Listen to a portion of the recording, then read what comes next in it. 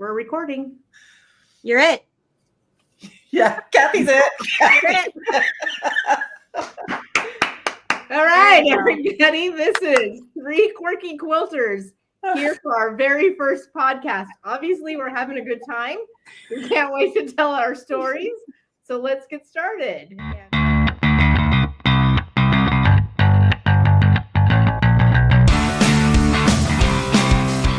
Angela. Oh, That's not nice. I learned that today. Yeah, we're teaching Tracey you're it. So When we were deciding who was starting, both Angela and I did this. And Tracey goes, "What's going on?" And I'm just sitting here because I don't know that. I do now. Yep. So I think what we were going to talk about was how we got into quilting. Perfect. Was that right? Yeah. Well, we can start there. I mean, who knows where it'll end? Who knows where the conversation will end? But yeah, we'll start there. So my mom and my sister both quilt. My great grandmother quilted, right? So I grew up going home to my great grandmother's, and all my great aunts would be quilting on a frame, hand quilting, right? Mm-hmm. And it became something that my sister and my mother did for many years. And they were trying to get me to join in, and I did not want to. My background is computer, so I didn't want to do soft and cuddly and quilty. I was a tech person. And then when I left the tech field, I told my mom finally was like, "I really want to give you a quilting class. I want you to relax." So my comment was, if I can do everything by machine, nothing by hand, and I mean nothing by hand, I will do this if you will just be quiet and not, if I don't like it, that's it, right? So that was 2004. Moms are always right, guys, just so that you know they're always right. So the kind of joke in my family is that my mom and my sister do this for relaxation, and I turned it into a business. So I just don't know how to relax. But so yeah, I've always been around quilts. Tracey, your turn. My turn? Your turn. So I never sewed or anything. I never had any real interest in any of that. I like to do other kinds of things. I painted for a long time, and I love to draw and all those sort of things. But funny enough, where we used to live before we moved to where we've been there 18 years now, in our old neighborhood, my backyard neighbor, shout out to Connie, she wanted to teach me how to quilt. Now, this is a woman who had 8 children. Everything was from scratch. She used to grind her own wheat to make bread. Like, just phenomenal. Her children had never had a cookie out of a box. Kind of home. Do you know what I mean? So when she kept telling me that she wanted to teach me to quilt, I was like, I'm good. Because I was picturing everything by hand and, like the old fashioned. Now you're in awe of all those things. But in the very beginning, that's what I pictured. You know what I mean? And it just wasn't a thing for me. And then I I belonged to a mom and tot group when my kids were little. And it was every Wednesday morning. We would be there for, 2 hours. And we had like daycare for them. So it gave the moms 2 hours to be with other moms to, basically commiserate on scraping jam off the floor and like never having anybody to talk to and just feeling isolated and all those kind of things. Right. But every week we would have a speaker. So we had a canine officer come, we had a firefighter come, we made chocolates, like just something different every week. And one week, this lady Karen, who had been a high school teacher at the high school I went to, she came in and did what was a trunk show. I didn't know it was a trunk show. And she started throwing down quilt after quilt on the floor. And something in my brain just switched. And I went home that day and cut out triangles from a pizza box. And I had some old fabric from something that I tried to do, in my limited with my 40-year-old Viking, whatever that machine was. And I cut out all these triangles out of all this purple and white flowered fabric. wrote on the fabric with a pen going around that triangle, cut it out with scissors, and put it together with whatever seam allowance it happened to be. It turned into this little tiny this little tiny dolly blanket, no, that we needed to say quilt, for my daughter. And I did pinwheels. I didn't know they were pinwheels. I just cut them all apart and sewed them back together because it looked like something Karen had shown in her trunk show. You know what I mean? Yeah. And that started the whole thing from putting that thing together, no walking foot. And I just stitched in the ditch, watching the needle go in and create the texture with those stitches. And I was forever hooked. Then it just became an obsession. So that's how I started. That's such a great story. Yeah. I shortened it for you. You're welcome. So I'm a mom of 8 who used to grind my own flour. The Earth Mother. I used to call Connie Earth Mother because she was so... Okay, so you did that too. Cool. I had a couple of my children at home. What we'd always was crazy because I'm this military family and this established, rigid, this is what you should do. And I'm like, hey, no, let's do this. Hey, no, let's do this kind of thing, right? Mm-hmm. Right. So I wanted to do something as my children, again, probably I always would joke they would get everything dirty. So by the end of the day, I had nothing to show for how many times I picked up all the toys and how many times I cleaned the dishes and how many times I did the laundry. It still looks like I did nothing. So I started sewing. My best friend and I, Priscilla, she was a sewer. We started sewing, and I started making these clothes. And I had 4 girls first. So there's many pictures of all of us wearing the same dress and the same fabric. Oh, how fun! Right? I'm that mom. That's me right here. So that was my mom. So was mine. We have those pictures. Right. Well, going through quite a few years ago, I was wanting to just find another. I love crafting things, anything crafting, cross needle, cross stitching, needlepoint, crocheting. I'm like, oh, I'll try quilting. This will be great. And went down that rabbit hole so fast that I found a used long arm on the other side of Nebraska, almost in Wyoming. Brought it home. My husband cleaned out the basement for me. Super sweet. I was working at a medical office as a receptionist, and I would doodle because I'm a terrible drawer. I joke I cannot draw, but I can doodle like crazy. And then came home one day with this really awful, incredible headache, went downstairs to quilt practice, and came upstairs 2 hours later and said, I don't have my headache anymore. This is what I want to do. Right? And I started a business. My 3 daughters that we all dressed alike were getting married all within 18 months of each other. So we're hanging around with these young men. Jacob's hanging around a whole bunch, and they got married, and we're hanging out at dinner one time. And I said something. I said, he wanted to start his own business. I'm like, man, that's a lot of work. I'm just saying, I do it from my basement. It's a lot of work. Right. Mm-hmm. And I said, you should be my machine tech. Ha ha. That'd be great. What? And he goes, okay. And the store came for sale. We bought it and had 5 long arms, and we bought it and we grew it. And that was at 3,000 square feet. We're now at 8,000 square feet. I didn't have fabric back then. I had very minimal fabric. I have over 3,000 bolts of fabric. We have over 600 wide backs. We sell Janome and Juki machines, sell APQS machines, have a rental program. And it's living the dream. Wow. So I work with my son-in-law every day.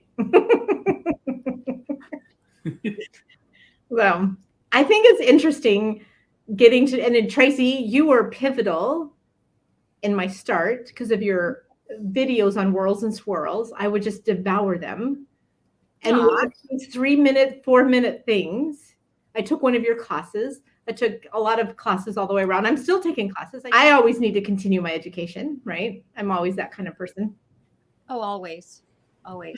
I love the diverse group that we are, the quirky quilters. Oh, yeah. Because we got Angela, the programmer, and your hobby, Tracey. My what? Your love, your one love of that's in the shop right now. That's you can't ride right now. Ride right now because it's snowing. Oh, my motorcycle. Yes. Come on, spring. Yeah. Right. I think that's so amazing. And then me, whatever I am, the Midwest girl. I think it's kind of like we're all from these, and meeting people and meeting quilters is just an amazing story. Always, don't you think? Mm-hmm. Yeah, because it's that one commonality, right? Like, you know, you become friends with people that you would maybe never become friends with unless you have, but because you have that thing in common, you know, it's like the little group of women that I ride with. It's the same thing. I met them about 2 years ago, and I ride a lot by myself, but we also ride together. Not always in a pack of 6. Sometimes there's 2 of us. Sometimes there's 3. Sometimes there's 5, like depending on the situations. But the 6 of us are completely different people. Mm-hmm. And we're women. We have that in common. And we ride motorcycles.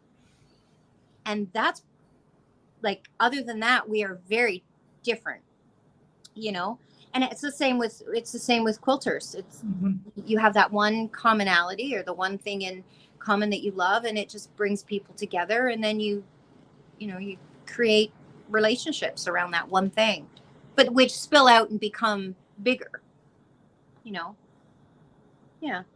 I think one of the things in the store that always makes me laugh and it makes me giggle is one person will walk in and then another person will walk in. They're like, oh, I didn't know you quilted.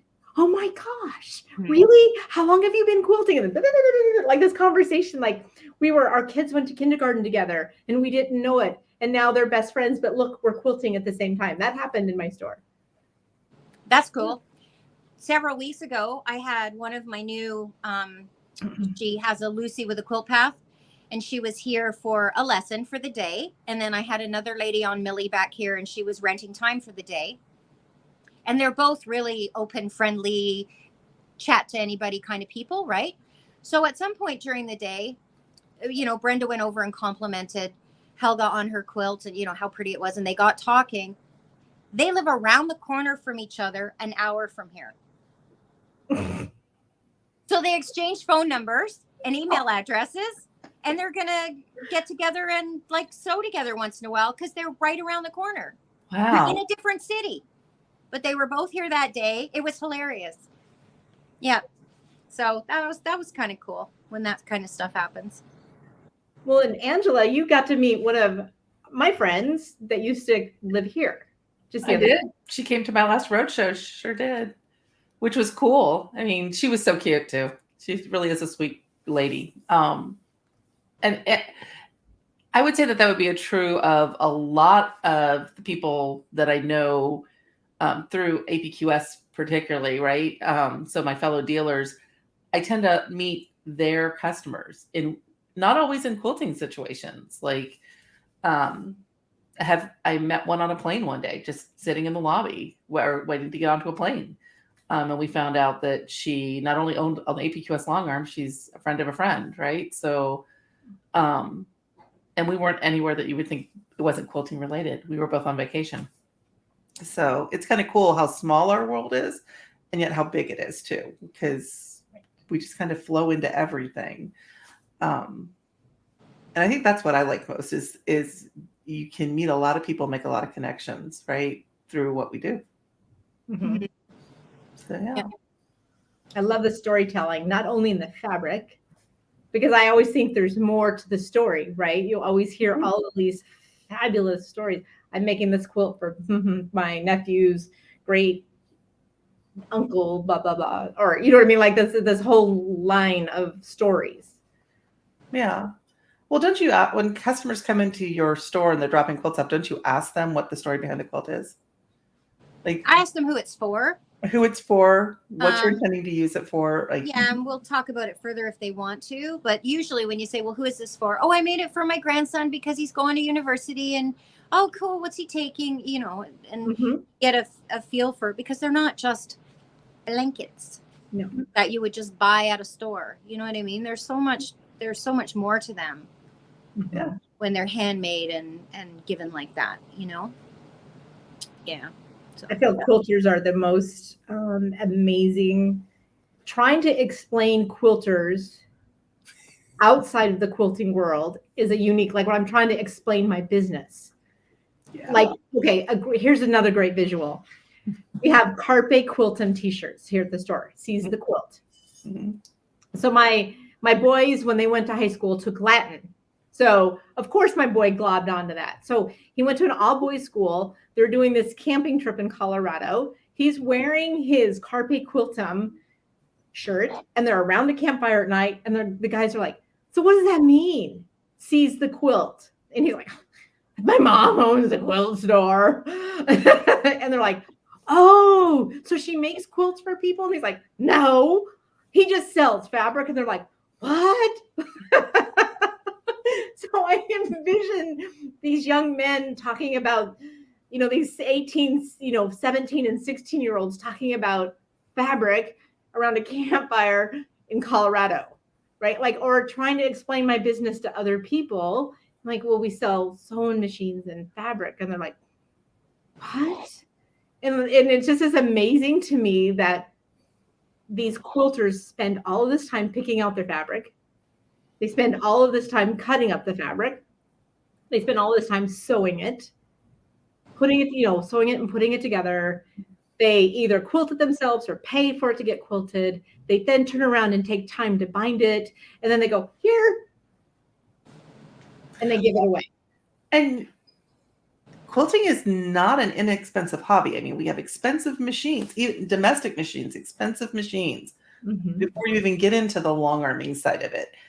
And I think that people, for some reason, think that this is something we're doing to be thrifty. There was a time maybe that it was, but that is not what quilting is today. It is much more an expression of creativity and artwork, right? So, yeah, I mean, I think it's funny because some of the things that I've done over the years is, and when people have asked me what I do for a living, and I tell them I own a quilt store. And I usually do that and don't tell them it's a long arm showroom because they have long arm. You have long arms? I don't understand, right? Yeah, I have really long arms, right? So, and then eventually we'll get into that conversation that I actually am a dealer for a long arm company. Because unlike Cathy, I don't have fabric in my store. I have wide back only.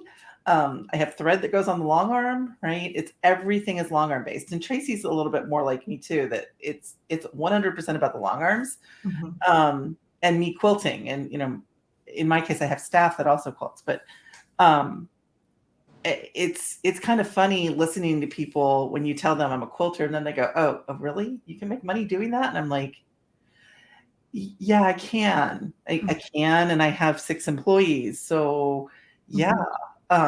It depends on how you're doing it and what you're doing it. But when you look at even our overhead for our showrooms, without saying that we're a quilt store, I mean, yours is huge compared to what mine is, right? We're still successful and able to pay our rent and able to pay our, bills and do this, right? It's amazing to me that people don't understand. Like, they have no clue what we're doing. Not at all. And it's typically the finance company, like we're refinancing our house or something, and the guy's like, you do what? And I'm like, I'll be happy to show you my tax forms, which is the only thing you should care about. I'm running my own business, right? But they're just like, yeah, I would never have even dreamed.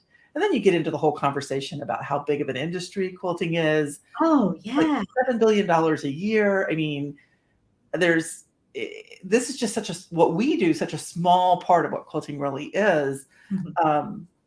It kind of amazes me that people have no clue what we do and why we do it, right? But I love it. I hope I get to do it forever. No plans on leaving it anytime soon. We'll put it that way. Right. Well, And the other thing that's interesting too, I think, is the niche of it, right? Like I was friends for a decade with my friend Rita until the other day went out somewhere and she's like, well, I got to go back and finish a quilt. And I'm like, wait, you're a quilter? Like, like it's something I don't think we talk about either sometimes, you know? Yeah.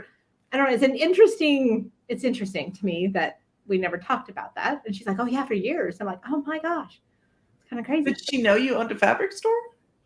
Now she does. I mean, as soon as once I got my long arm, I'm like, well, I'm doing the long arm business. Then she was my customer at the house. Now she's my customer here, and now she comes from us. Right? But I don't think it's something that I walk around going, I'm a quilter. I'm a quilter. Maybe we need shirts. I'm a quilter. Whereas men or people who have their cars, right? And they walk around in their cars and they drive around they drive around in their cars. Yeah. I find it, and we even have this group called the Cornhusker Corvette Quilters. Like my whole family's like, wait, that's again my son with the carpe quilt, and he's like, wait, what? Because he always another expensive hobby. They have Corvette quilters like that tight of a niche, Mom. I'm like, yes, we do. So the quilters that all drive Corvettes? Mm-hmm. In one of my class, there were 3 people that had M6s, I think, or M3s from BMW. They're racing cars too. I'm like, and they didn't know each other until then. So yeah, it's amazing. I mean, part of it is, I guess, when I'm teaching classes, it's people who own a long arm and a computer on it. So we're not talking inexpensive here, right? So we're talking about people who probably have some disposable income on top of it. But I was amazed. I was like, isn't that like over $100,000 car? And they're like, yep. Mm-hmm, yeah. Before we rigged it out to race it. And all 3 of them race their cars. Yes. I was like, okay, that sounds like fun. Let's do that. Yeah. It's different when you turn your hobby into a business, though. That's what happened with me, because it was a hobby. Oh yeah. And then I worked at a quilt shop because I started taking quilting, like piecing classes, and I was there so much that she asked me several times, like, do you want a job? But my kids were little, and I was really lucky. I had the ability to stay home, because when I had kids, it was just my personal thing that I wanted to stay home and be with my kids all day, every day. So it wasn't until my youngest, who's now 21, she started kindergarten, and I started working at the quilt shop, and I would put the kids on the bus in the morning, and then I would drive to the quilt shop, and I would work till 2:30, and then I would go home, and I would be home 15 minutes before the bus came back. And it was only the 2 days a week that Melanie was in, because she was in kindergarten, and the boys were in like grades at that point, so they were there all day. So for the first 5 or 6 years I worked there, my kids didn't even know I left the house during the day, because I left after they got on the bus, and then I was home before they came home, right? Mm-hmm. And then this whole thing happened, which is kind of a whirlwind, and then here we are. So now it's a business, not a hobby. So Tracey, how did you get into quilting, to long arm quilting? Well, like I said, with that little quilt that I made for Lucy's doll, I enjoyed the piecing part. And back when I used to piece, I got to be a really good piecer. I probably couldn't piece my way out of a wet paper bag anymore, because it's been so many years since I've actually made anything. But even with that little one, the quilting part of it, watching the texture come up as the needle went through all the layers and created the dip, you know what I mean? Mm-hmm. And then I quilted, and then it was just all bets were off. Then all 3 kids got full-size bed quilts for their beds. Eric's is all dinosaurs and it's all applique. And I had no idea of the terminology. I just figured everything out. I never took a class. I just made things work, you know? And I was free motion quilting. And I remember when I went to one quilt shop, I made a quilt for Nick, and I went to this quilt shop. It's long gone now. And I bought, don't know the name of it, but it was a thicker thread, and it was black, and it had sparkles in it, but it had stretch to it. Mm. And I thought it was perfect for his border. Ooh, that quilt's here somewhere. Anyways, doesn't matter. So I went to pay for it, and the lady says, "Oh, what are you doing with it?" Now we're going back like a long time now, right? Mhm. And I said, "Oh, I'm going to free motion quilt in a quilt that I made for my son. I'm going to free motion quilt the borders." And she says, "You can't use that thread for that." I said, "Why not?" She goes, "Well, because you can't. It's not for that." I said, "But I like it." Because you Okay. I don't know what in me, because you know me, I'm like, oh You're a rule follower, so that's just- amazing. I'll just put that away because you said I can't.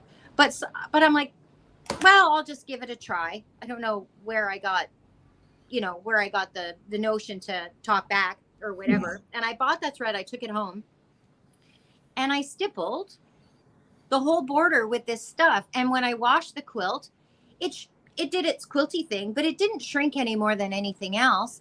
And now those borders have all this sparkly, they're black, the borders are black, but they've got all these sparkles in this thread, and I just made it work. That's awesome. And I thought there can't be rules, because then, like I said, I never took classes, so I didn't know there were any rules. I didn't know you were supposed to use a 1/4-inch foot. I didn't know there was a walking foot. But in the how I got into long arming,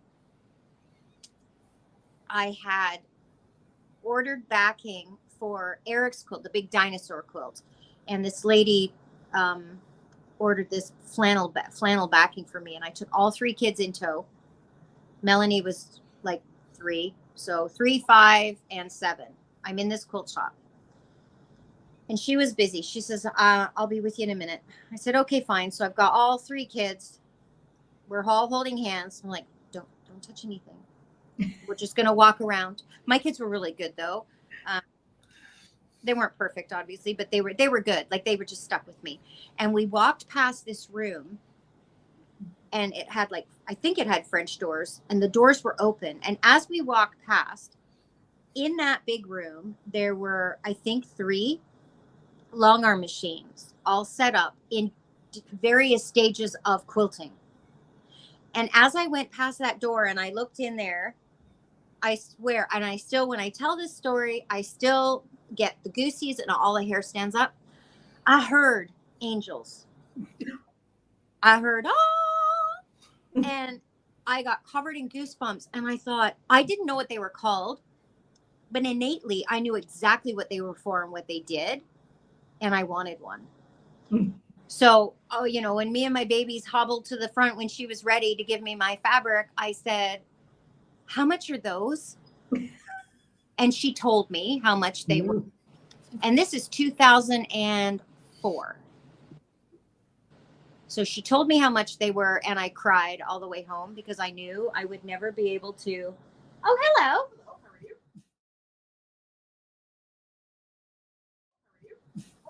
We're going to have to stop and start again. Okay. Pause. No, it's okay. We're just recording a podcast. It's okay. We're not live, so we can edit it out. It's all good. Do you want to just stay there and wait? Yeah, we can stay here. You guys talk amongst yourselves. Oh, so I was saying that I understood the angels singing because I had a friend who owned a quilt store that I got really close to her, and she had 3 of her daughters. Her 3 daughters worked for the quilt store, and then she also has a son. But I used to go over to their house. We got to be really close friends, right? Mm-hmm. And they had a long arm. Nancy had a long arm in her bedroom, and they made money doing that and working the quilt store. And I just saw it and I was like, yeah, that's what I want right there. I want one of those. And I told Matt that, and that was probably 2005, 2006. And he told me, no, you're a serial crafter. You're gonna have to prove to me that you really, really are going to stick with quilting before I am going to put out the money for a long arm. Right. So we ended up having to move to Northern Virginia it was supposed to be a year. And the deal was I would go and I would be, polite and nice and kind. But when we got back to North Carolina, I wanted a long arm. And he laughed at me the whole time we were in Virginia. He'd leave for the day. What are you going to do today? I'm going to piece of quilt. I'm going to have another quilt top done for when I get my long arm. And it just became a thing with me. We were in Virginia for 18 months. When he told me we were finally moving back to North Carolina, it's like, I'm ordering a long arm. And he finally went, okay, you really want this long arm. You've been talking about it for 3 years now. So I went to Houston and I test drove everybody's long arms, right? Because that's what you do. I went to market. I actually started my company before I went. I knew I was going to be a professional long armor.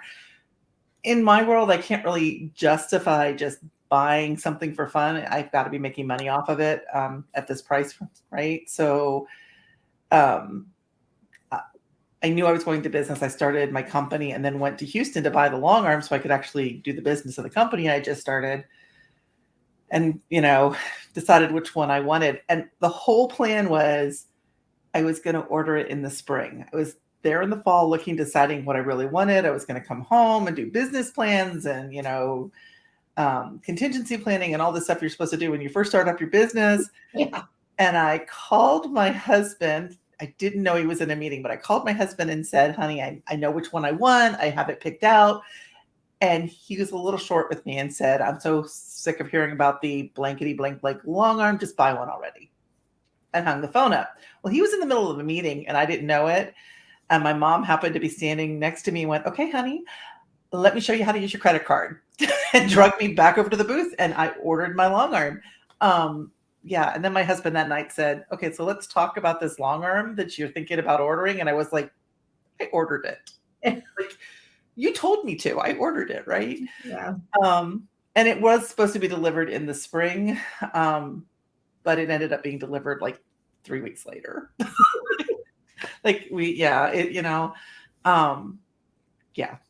It was one of those situations where it was just supposed to happen. And everything happened really quick for me after that. Like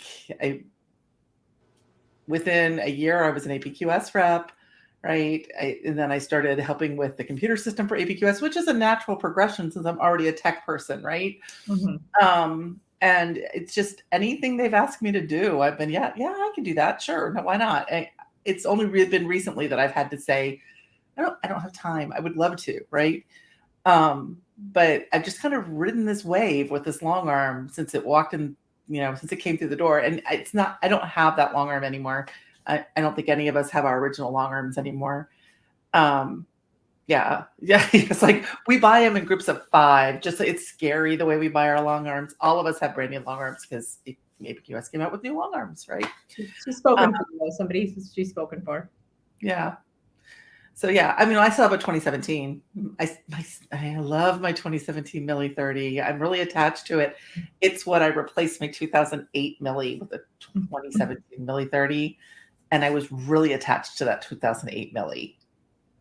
So I'm like, I don't know if I can give that one up. It may have to come home for a while. You hear me, and then eventually I'll sell it. But yeah. Because you can only have. My husband teases people. One of his friends told him that his wife collects sewing machines, and he goes, "Yeah, I can one up you on that one." Long arms. He's like, and if you don't know what one is, let my wife will be happy to talk to your wife, right? It's like, here, hold my beer. Yeah, hold my beer. Yeah. So I get what you're saying. Now let me show you the next level of that conversation, right? Which is funny, but it's. I've only had one person the entire time I've been doing this. When I said, "Oh, I'm a long arm quilter," actually know what it was. Like it was kind of funny. I mean, in the quilting industry, yes, of course they know, but like just talking to one of Matt's random coworkers, he asked me what I did for a living, and I said I'm a quilter, and he went, "Oh, what kind of quilter?" And I was like, "A long arm quilter." He goes, "So is my mother-in-law." Mm. So I was like, "Oh, okay, yeah." But he knew what it was. It's the only one the entire time I've been talking, which I think is funny because I also know that a lot of my husband's an engineer and a lot of engineers' wives are quilters. It's weird how that works out. Aren't they, Cathy? Yeah. Yeah.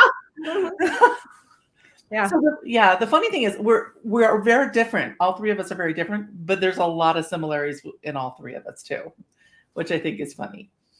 But yeah. Right. I laugh that my husband, his father was a shop teacher in high school. Mm-hmm. So my husband has pretty much built everything in our store, which is pretty amazing. But we were at Menards looking for he was making wood. He's making something for the grandkids. And I took a picture and I put it up on my Facebook page. It says, I'm at my husband's fabric store. It's true, right? We got different mediums. I have cotton. He has wood, right? Mm-hmm. Matt's not allowed around anything that's sharp and actually cuts stuff. Not rotary cutters, not saws. Nope. No. Poor Matt. I think as long as you're being creative, it doesn't matter what your medium is. I mean, that changes, right? I can crochet. I can't knit to save my life, but I can crochet. Same here. I can't knit either. Maybe it's a thing. And I can knit and I can't crochet. I've had so many people try to teach me how to knit, and I just don't get it. But I can crochet a mean Afghan and some cute little stuff. You know, you get the little figurines, or not figurines, little stuffies or whatever. Mm-hmm. I'm good with a crochet hook, but it doesn't, you know, whether you're drawing or you're painting or you're quilting or you're, I don't know, decoupaging or anything, as long as you're creating something, mm-hmm. it's good. It feeds your soul. It does. Yeah. Yeah. And I think, I don't know about you guys, but I have all kinds of other creative things that I like to do that Mm-hmm. don't involve the long arm, but yeah, it doesn't matter. Doesn't matter what you're doing, as long as you're creating something and it makes you happy. Right. Yeah. We'd always go on long trips and have to have something to do. So that's where the crocheting or the needlework comes into play. Can't take my long arm with me. I would like to, but you know. I set my knitting down a couple of years ago and haven't picked it back up. I probably will. I probably will. I think I'm mid sock, to be quite honest with you. I can't even knit a scarf. I can't. I get 3 or 4 rows in and make a mistake, and then because I didn't know how to fix the mistake, I would just pull it all out and start again, and then I'd get this far again and make another mistake. Yes. I had no interest in learning how to knit. None. My grandmother tried to teach me, no interest at all. Same with quilting, right? No interest at all when I started this. My friend that owned that long arm owned a quilting and knitting store. So I used to just sit there and kind of talk to her and her daughters, and I was there all the time. So people would come in with their knitting and they would need you to like help them. They dropped a stitch like 18 rows back and you're latticing it back up, laddering it back up to form the stitch again. And I figured that out really quick. I could fix what they did wrong way before I could actually knit. And eventually one of the daughters sat down and went, you already know how to fix this stuff. You need to learn how to knit. So it's hard to tell a 16-year-old you're not going to do something that they can do really, really well. So I let her teach me how to knit. And I've knitted ever since. I mean, she's got to be 26, 27, has multiple kids now. They've all grown up and left the nest at this point. So, which just doesn't even seem possible. But yeah. Pretty cool story. Yeah. So that's how I learned how to knit. And yeah, they tried to teach me how to crochet and they were like, you can knit, it'll be okay. Okay. I was talking to my kids because I've always been involved in my kids' activities and doing stuff at the kids' schools. And we had a situation in the family where I was just trying to say, oh my gosh, I will never do that. I will never be like that person kind of thing. You're right. Very, very small world. Right. And my kids are like, no, Mom, you will always be busy. You will always find something to do. You've always done something. So, yeah. Mm-hmm. Mine tends to be more computer work now. I mean, it's bad to say, but I'll be sitting with my laptop as we're driving down the road. doing stuff I have to get done, you know? Well, that's a business owner. So, okay. Yeah. So, I mean, we went on a cruise last month and I was writing documentation for Quilt Path, right? So everyone was laughing at me saying, you need to relax and enjoy yourself. But I was sitting out on the deck in the sunshine, working on my computer, and it was lovely, right? I just can't sit still. I can't just watch the water and do nothing at all. I have to be reading or doing something. So might as well get some work done, you know? Well, and it's not work if you're choosing to do it and you're enjoying it at that point. Right? Exactly. Well, and the joke with my husband is I sold a machine while I was on the boat. So, you know, I just don't stop. And you guys don't either. I know it for a fact. We can't stop because if someone wants to buy a machine, we have to sell it to them when they want to buy it, right? So I cannot look out into the world and not see quilting designs. I have found some of the coolest quilting designs on cruise ships. Yeah. Or walking down the street in Charleston, or, you know, anywhere that there's old architecture. Like if you're in Europe, walking down the street. There's shapes everywhere. Yeah, for sure. Carpet in hotels is great. Yeah. Wallpaper in the hotels is the best. It's like the old ceilings. Old ceilings. You remember you and I were somewhere. We were at a restaurant in. Oh, it was somewhere. Is that when you came here and we went to Quilt Canada? It was, and we were in it was like a pub type restaurant, and and it had the beautiful tin ceiling. Yeah. Yeah. Yeah. It's everywhere. Inspiration's everywhere. I'm taking a graphics design course. Ooh. Cool. It's very hard on my brain. My ADD brain. I have a hard time, but I'm also I can only do it at night. And by the time I've worked all day and gone home and made dinner and do all those things that we do when we get home from work, and then I don't sit down at it. So I've got 2 laptops. The program is on one, and then I'm watching the instruction on the other one.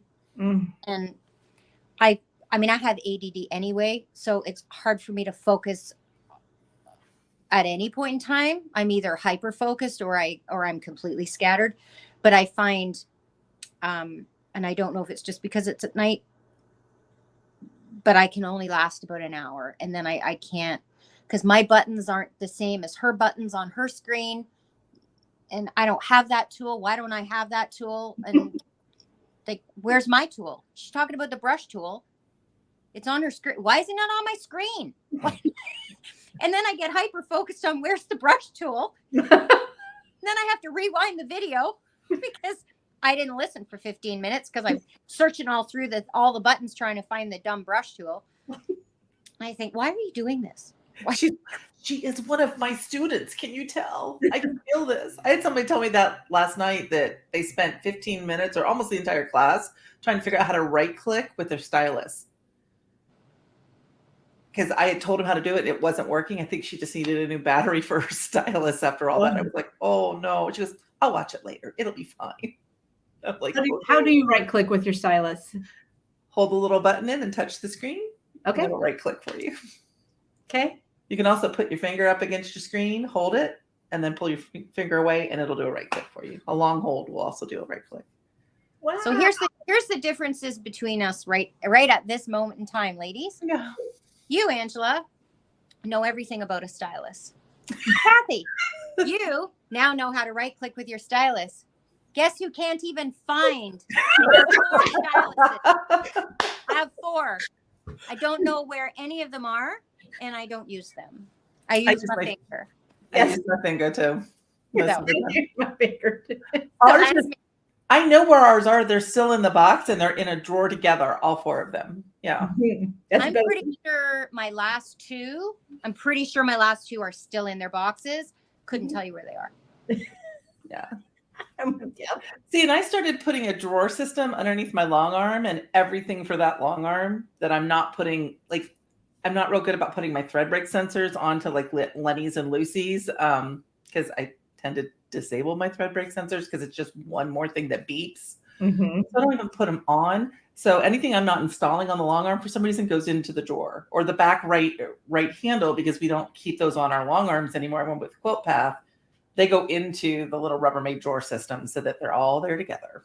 That's a beautiful idea. Why did I not think about that? Yeah, well, Fabulous idea. I won't take credit for it. Somebody that works for me came up with it because they were like, "You're not organized," and I'm not. They're right. I'm not organized, right? So I have someone who is trying to get me organized. So, but yeah, it works great because you just put it right back. I think I'm going to go as far as put a screwdriver for each Right long arm in there. Right there. You have to put it back. Wow. See, for me, I work alone, right? I don't have staff. So all the chaos that is in here is all me and my ADD brain, because my brain is always a good 10 to 15 minutes ahead of my body.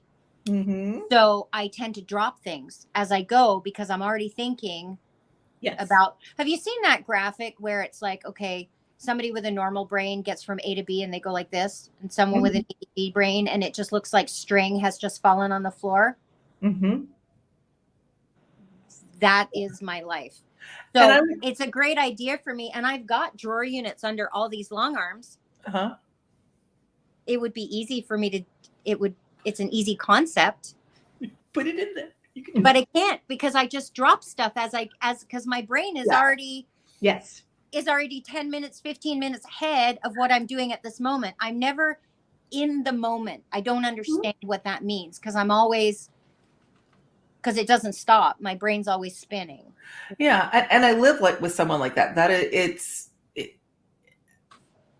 It's not that he doesn't want to put stuff away. It's not that he doesn't want things to go where they want. He wants to be able to find them when he's looking for them.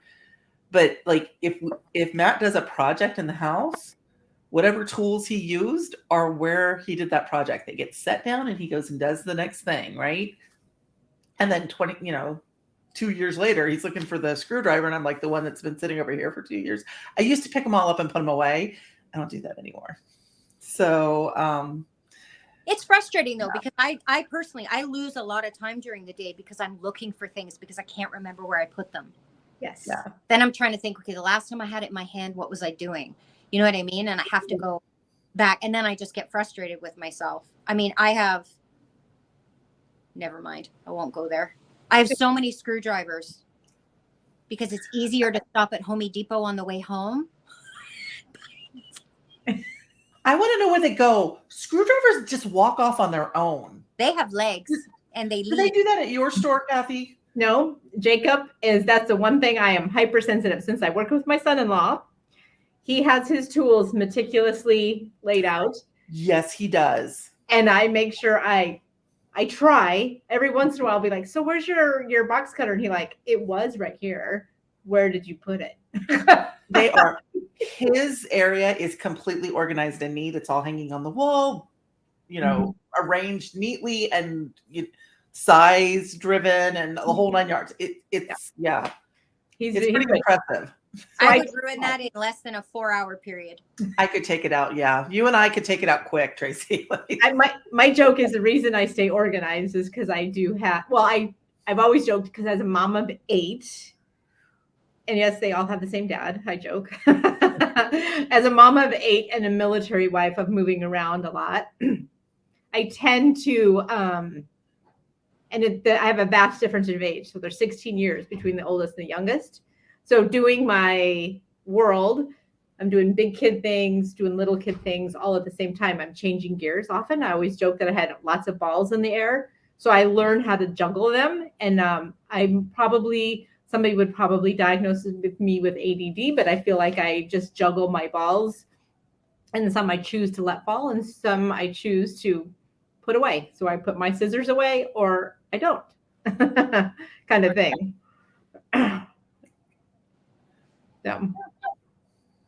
Yeah.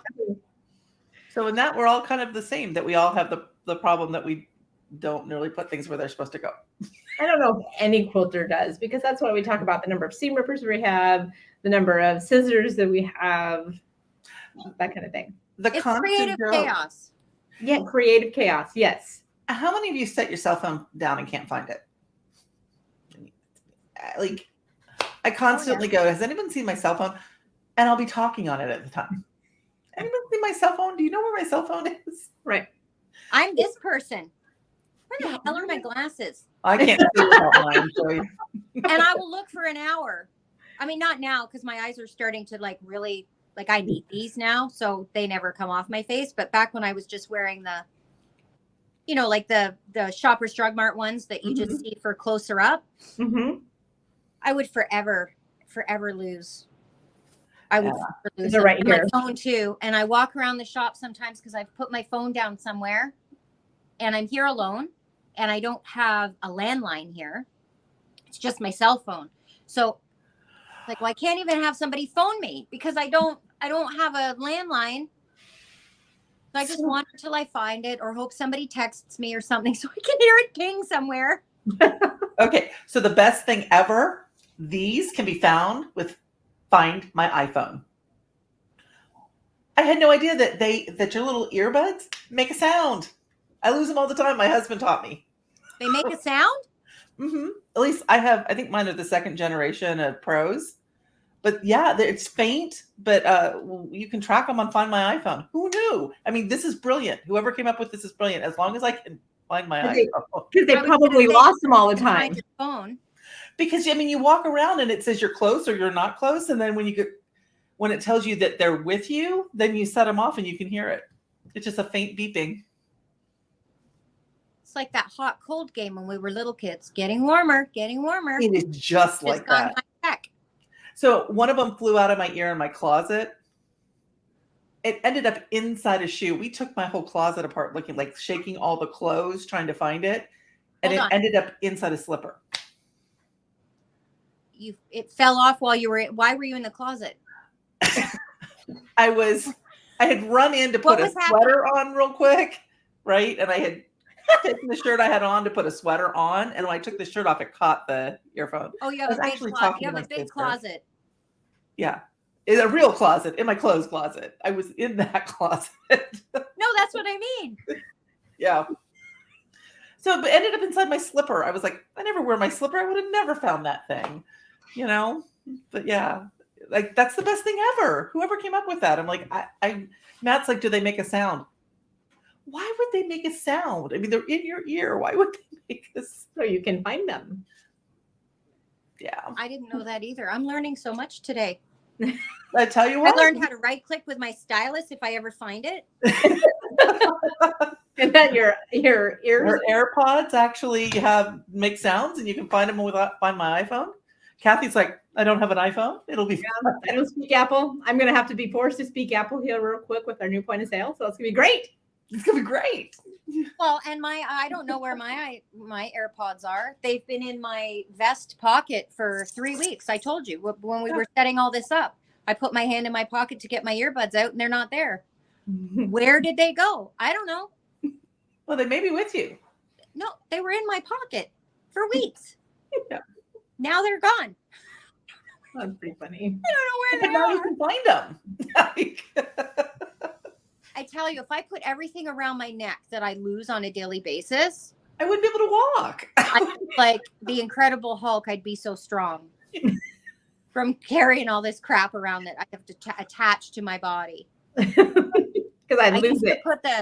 I used to put the scissors with the stretchy lanyard because I still to this day forever losing the scissors. And I remember getting one of those ones that clip on. And I was, okay, this is really smart. I can't lose them now. They're attached to my shirt. And then one day I was leant forward to trim my threads off the quilt, let go of the scissors like I normally do. Well, it's me, right? Yeah. Let go of them, flung back on the elastic and hit myself in the face. I never wore them again. Clearly, I shouldn't have that. See, and I walked into the bank and they went, why do you have scissors on your shirt? I was like. I call mine, I put them in my back pocket. Yeah. Did you sit on them? I have several times. Yeah, that's not the issue. It's just I worry about my new truck and putting them in there and poking a hole in the. I was gonna say I'd be more concerned about getting in the truck. Okay. And I have some truck envy here, just so that both of you understand. I have serious truck envy. My husband asked me the other day what kind of new vehicle I wanted. I said, I want a truck like my friends. I love my truck so much. It's sexy. I have a sexy truck. You do. You have a cute. You both have really cool trucks. Yeah, and it's a baby. Mine's a baby truck. I don't know. I don't know what kind of truck you have, Kath. She has a big Oh one. no, I have a Chevy Silverado that has straight pipe on it. You can hear it from forever away. Yeah. I have a Colorado. Gamma's truck is loud. That's what Liam says. Gamma's truck. Plus, I have it wrapped. Yeah, I've seen the wrap. Yeah, so we call it the Bashmobile. So. And yours is just like all dark and sleek and pretty, Tracy. Mine, it's black. Yeah. It has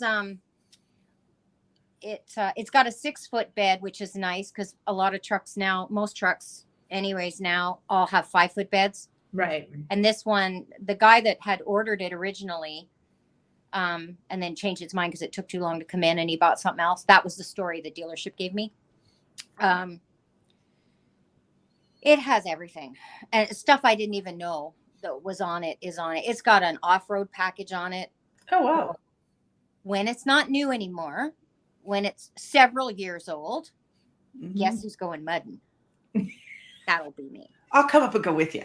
But not yet because it's only like 8 months old and it's still really pretty and shiny and all that stuff. And I don't want to take a chance. You don't want to have to clean the headlights with Q-tips. I know the truth. No, I don't want to clean them. I don't But think it's going to be a lot of fun. Anytime soon. Hey? I had a boyfriend in high school that used to do that. Every time they'd go out mucking, he'd come back and he'd be left with Q-tips cleaning the headlights. I'm like, why do you go out and do this if you every weekend have to clean your truck? Right. No, I just leave it all muddy. It just makes the truck look cooler. It's all muddy because it means you've been out having fun. Yeah. So we went and delivered a long arm yesterday, and it was pretty cool. It was so it's a purple wrap with a quilt on it, and this lady as we were driving by in the small town was like watching us drive by. Jake was like, I think we just blew her mind. Because I've seen people do a double take because yeah, it definitely has a quilt across it. It's beautiful. you don't see quilts on a truck. So it was kind of fun. You'll get a truck and you'll also be electric. It'll have all the gizmos. You'll say, hey, Siri, yada, yada, yada, blah, blah, blah, blah. And it'll, Hey, Siri, start the truck for me. Right. Right, Tracy? She'll just right click and go. She's got bougie lights she can talk to in her house and they change color and go on and off. So I imagine she'll want the same thing when she gets a bougie truck. Well, she's teasing me. I have a baby truck. Yeah. I'm teasing you. Yeah. I don't tease people I don't love, so. I'm trying to figure out what's making noise on my end, guys. And I think. Are you listening to the news? Are you watching a movie? So no, we said the S word and my phone started doing something. we kicked her into gear, huh? That happened here yesterday. I had somebody in the shop and they were talking and the iMac at my desk, the S word, she just kept popping up saying, I didn't quite understand that. And I'm like, close your ears and stop listening. It's creepy. It's creepy. That creeps me out. It is creepy. You can tell it to go on Do Not Disturb and then you have to remember to put it off of Do Not Disturb, right? But yes, Angela. Yes, then you need to remember. I said something to Suri once and she replied with, I'm sorry, I don't respond to that kind of language. So yeah, when the A one makes me mad and I tell it what? Or ask for your music on a different app. I'm not talking to her. Cancel. So, yeah. All right, real world things, man. See? I told A to shut up one day, And she goes, "That's rude. That's I do rude. not need your opinion. I do not." You got told off by a computer. I did. By an AI. Lovely. Yeah. And most of the time ours are on Do Not Disturb. My phone isn't, but like all of the Amazon devices are on AI, are on Do Not Disturb. Because you can see on the top of them when they're on it.